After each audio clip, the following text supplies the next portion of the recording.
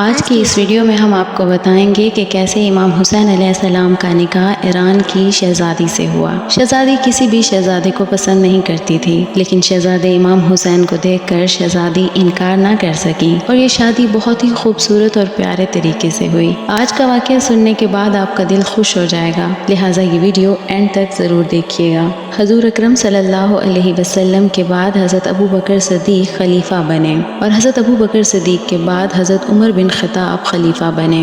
جب حضرت عمر رضی اللہ تعالی عنہ خلیفہ بنے تو آپ کو حضور اکرم صلی اللہ علیہ وسلم کا وہ قول یاد تھا کہ جس میں آپ نے فرمایا تھا کہ اللہ ایران کے بادشاہ خسرو پرویز کی حکومت کے ٹکڑے ٹکڑے کر دے گا۔ اس لیے حضرت عمر بن خطاب نے لشکر تیار کیا اور لشکر کو حکم دیا کہ جاؤ ایران کے بادشاہ خسرو پرویز کی حکومت کو ختم کر دو، کیونکہ مجھے رسول اللہ صلی اللہ علیہ وسلم کا وہ قول یاد ہے جس میں آپ نے فرمایا تھا کہ اللہ ایران کے حکومت کے ٹکڑے ٹکڑے کر دے گا۔ اس کے بعد حضرت عمر بن خطاب کا لشکر ایران پہنچا، ایران پر حملہ کر دیا۔ اللہ تبارک و تعالیٰ کے فضل سے اسلامی لشکر نے ایران کی حکومت کے ٹکڑے ٹکڑے کر دیے۔ اسلامی جھنڈا لہرا دیا گیا اور وہاں پر نعرے تکبیر لگنے لگے۔ اس طرح اسلامی لشکر نے ایران کو فتح کر لیا اور ان کے بہت سے مردوں اور عورتوں کو قیدی بنا لیا اور ان کو مدینہ لے آئے۔ اس کے بعد حضرت عمر بن خطاب کی بارگاہ میں ایک قاصد حاضر ہوا اور اس نے کہا کہ اے امیر المومنین، ہم نے ایران کو فتح کر لیا ہے اور بہت سے مرد اور خواتین کو قیدی بنا کر مدینہ لے آئے ہیں، لیکن ان میں سے ایک لڑکی ہے جو اپنے آپ کو شہزادی کہتی ہے۔ وہ اپنا نام شہر بانو بتاتی ہے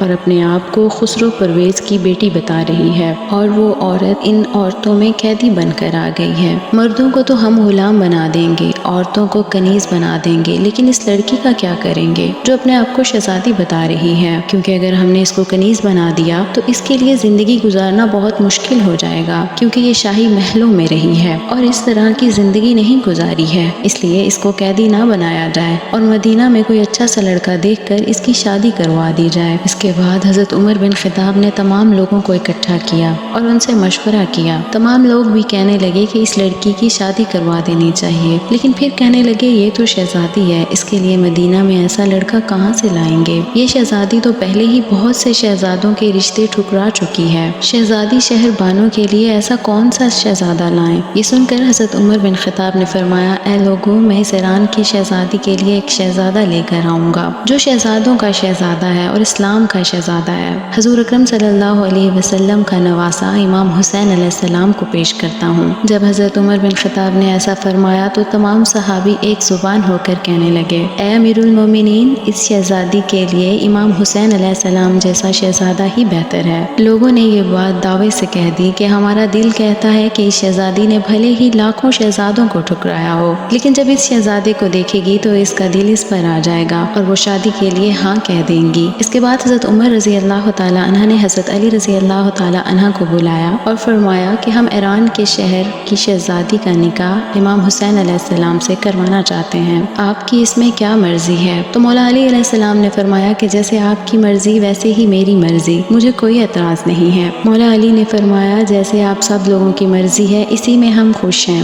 اس کے بعد حضرت عمر بن خطاب نے امام حسین علیہ السلام کو بلایا اور امام حسین علیہ السلام سے فرمایا، اے ہمارے پیارے شہزادے، ہم نے آپ کے لیے ایران کی شہزادی کا رشتہ دیکھا ہے جو قیدی بنا کر لائی گئی ہیں، ہم اس شہزادی کا نکاح آپ کے ساتھ کروانا چاہتے ہیں، آپ کیا کہیں گے؟ یہ سن کر امام حسین علیہ السلام نے فرمایا کہ بابا کی مرضی ہے، آپ کی مرضی ہے اور تمام صحابہ کی مرضی ہے تو ہماری بھی مرضی ہے، ہم راضی ہیں۔ جب مولا حسین نے ہاں کہہ دی تو اس کے بعد حضرت عمر بن خطاب نے ایران کی شہزادی شہر بانو کو بلایا اور اس سے فرمایا کہ اے ایران کی شہزادی، جتنی بھی عورتیں ایران سے قیدی بنا کر لائی گئی ہیں، ہم نے ان تمام عورتوں کو کنیز بنایا ہے، لیکن ہم آپ کو نہیں بنانا چاہتے ہیں، اس لیے ہم تمہارا نکاح کروانا چاہتے ہیں، کیا آپ اس نکاح کے لیے راضی ہیں؟ یہ سن کر حضرت بی بی شہر بانو نے فرمایا کہ یا امیر المومنین، مجھے یہ بتائیے کہ شادی آپ کی مرضی سے ہوگی یا ہماری مرضی سے ہوگی؟ یہ سن کر حضرت عمر بن خطاب نے فرمایا، ہمارے اسلام میں لڑکی کی اجازت کے بغیر شادی نہیں ہوتی ہے، ہمارے اسلام کا قانون ہی یہی ہے کہ لڑکی راضی ہو تو نکاح ہوتا ہے، یعنی لڑکی شادی کے لیے راضی ہو تو ہی ہی اس کی شادی کی جاتی ہے۔ یہ سن کر ایران کی شہزادی نے فرمایا کہ میں آپ کے اسلام پر قربان، مجھے قیدی بن کر بھی ایسا لگ رہا ہے کہ جیسے میں آزاد ہوں، ورنہ قیدیوں کو تو سانس لینے کی بھی اجازت نہیں ہوتی۔ اس کے بعد حضرت عمر بن خطاب نے فرمایا کہ اگر آپ کو لڑکا پسند آ جائے تو آپ ہاں کہہ دیجئے گا، پسند نہ آئے تو آپ انکار بھی کر سکتی ہیں۔ اس پر شہزادی شہربانو نے فرمایا کہ آپ کو معلوم ہے کہ میں سینکڑوں شہزادوں کے رشتے ٹھکرا چکی ہوں۔ اس پر حضرت عمر رضی اللہ تعالیٰ عنہ نے فرمایا کہ بے شک تم ہزاروں شہزادوں کو ٹھکرا چکی ہو،